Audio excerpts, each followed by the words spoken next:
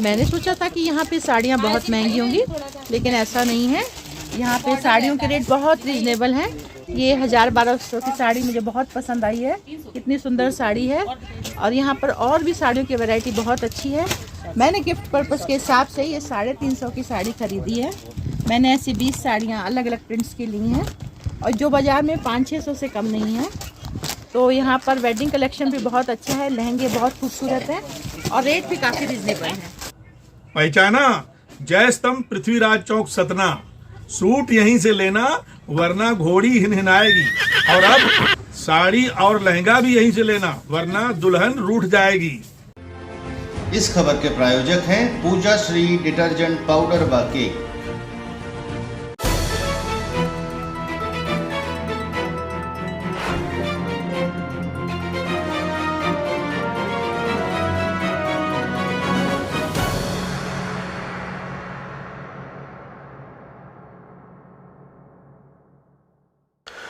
नमस्कार, मैं हूं केशव तिवारी और अलग अंदाज में रहती हैं खबरें हमारी। सतना लोकसभा से कल मैंने बताया था कि सिर्फ एक बार ही पंडित प्रत्याशी जीतने में कामयाब रहा, लेकिन इसके बाद सतना लोकसभा के दूसरे एपिसोड में हम आपको यह बताने जा रहे हैं कि सन 1971 से लेकर अब तक सतना लोकसभा का किस किस व्यक्ति ने प्रतिनिधित्व किया। सन 1971 में भारतीय जनसंघ के प्रत्याशी नरेंद्र सिंह विजयी रहे। इसके बाद पूरे देश के अंदर इंदिरा गांधी के विरुद्ध एक लहर पैदा हुई और जनता पार्टी ने जन्म लिया। 1977 में सतना लोकसभा सीट से जनता पार्टी के प्रत्याशी के रूप में दादा सुखेंद्र सिंह चुनाव में विजयी रहे। आपसी तालमेल के अभाव में, या यूं कहें कि नेताओं के अंतर कलह के चलते जनता पार्टी में विघटन हुआ। तत्कालीन प्रधानमंत्री मोरारजी देसाई ने इस्तीफा दिया और कांग्रेस के सहयोग से चौधरी चरण सिंह हिंदुस्तान के प्रधानमंत्री बने। लेकिन कांग्रेस की हमेशा से आदत रही है कि पीठ में छुरा घोंपने की, और कांग्रेस ने वही किया। चौधरी चरण सिंह से समर्थन वापस ले लिया और सरकार गिर गई। 1980 में एक बार पुनः लोकसभा के चुनाव हुए और इस बात का असर जनता के मन में इस कदर हुआ कि जनता ने दोबारा से जनता पार्टी को वोट देना उचित नहीं समझा। 1980 में सतना लोकसभा सीट से गुलशेर अहमद चुनाव जीतने में सफल रहे। देश की प्रधानमंत्री एक बार पुनः इंदिरा गांधी बनी। कुछ आतंकवादियों ने तत्कालीन प्रधानमंत्री इंदिरा गांधी की हत्या कर दी, जिसके चलते 1984 में एक बार पुनः चुनाव हुए और इंदिरा गांधी की हत्या के कारण पूरे देश के अंदर कांग्रेस के प्रति सिंपैथी थी। उस सिंपैथी का लाभ उठाकर भोपाल से सतना आए अजीज कुरैशी भी चुनाव जीतने में सफल रहे।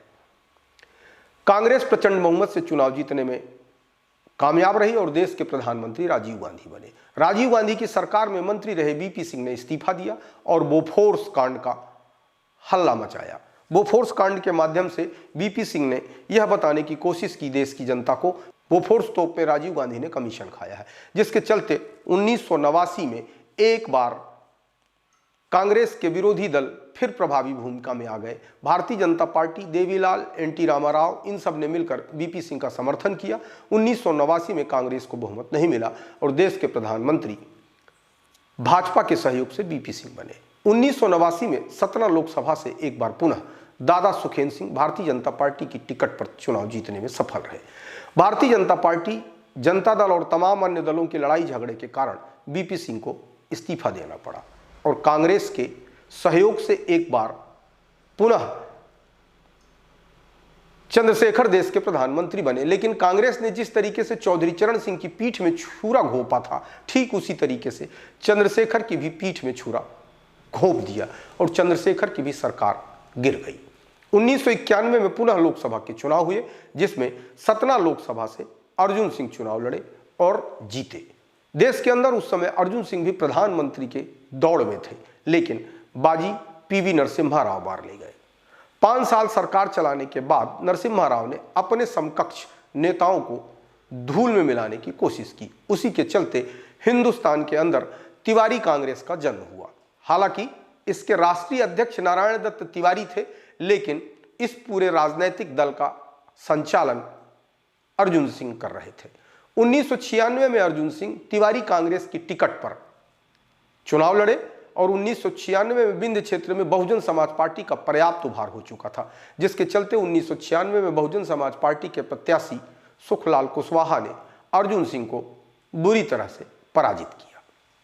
उस समय मध्य प्रदेश के अंदर दिग्विजय सिंह की सरकार थी। दिग्विजय सिंह प्रदेश के मुख्यमंत्री थे और कांग्रेस के प्रत्याशी तोषण सिंह बने थे। 1996 में बहुजन समाज पार्टी के सुखलाल कुशवाहा चुनाव जीते, लेकिन इसके बाद सतना लोकसभा सिर्फ भारतीय जनता पार्टी के अलावा कोई दूसरा दल चुनाव नहीं जीत पाया। 1998 के लोकसभा चुनाव के लिए भारतीय जनता पार्टी के पितृपुरुष कहे जाने वाले कुशाभाऊ ठाकरे ने एक नया प्रयोग किया। सतना में उन्होंने समाजवादी पृष्ठभूमि के नेता रहे रामानंद सिंह को भारतीय जनता पार्टी ज्वाइन करा के लोकसभा की टिकट दी, जिसका परिणाम यह हुआ कि 1998 में रामानंद सिंह भारतीय जनता पार्टी की टिकट से विजयी हुए। इसके बाद 1999 में पुनः चुनाव हुए। रामानंद सिंह एक बार पुनः भारतीय जनता पार्टी की टिकट से चुनाव जीतने में कामयाब रहे।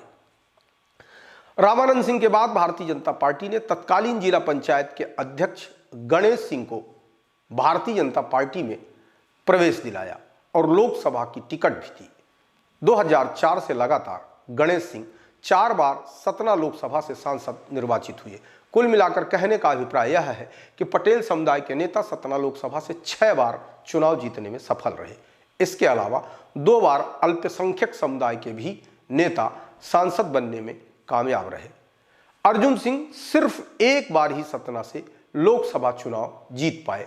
दूसरी बार जब चुनाव लड़े तो हार गए और यहां के बाद अर्जुन सिंह होशंगाबाद से चुनाव लड़े, उन्हें वहां भी पराजय का स्वाद चखना पड़ा। आपको हमारी खबरें कैसी लगती हैं कमेंट बॉक्स में आके कमेंट कर सकते हैं, लाइक कर सकते हैं, शेयर कर सकते हैं। और यदि आप विशाल खबर चैनल को देख रहे हैं और अभी तक चैनल को सब्सक्राइब नहीं किया है तो विशाल खबर चैनल को सब्सक्राइब कर हमें अपना आशीर्वाद जरूर प्रदान करें।